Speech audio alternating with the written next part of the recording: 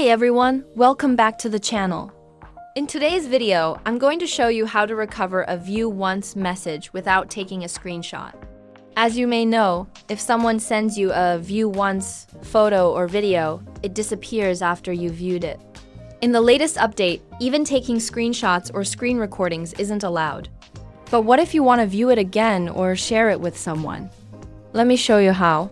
First, go to the three dots in the top right corner and tap on Settings. Then, navigate to Chats and select Chat Backup. Here, you'll see an option to back up your chats. You don't need to link your email address. Just tap Backup to save everything. Make sure the Include Videos toggle is turned on before proceeding. Once the backup is complete, you can go back to the chat and open the photo.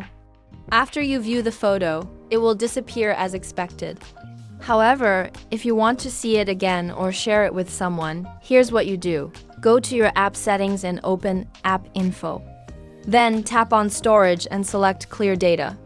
Once you've cleared the data, log back into WhatsApp using your phone number. You'll see an option to restore your backup. Tap Restore, and once it's done, open the chat again, and the photo will still be there. You can repeat this process as many times as you like. I hope this video was useful.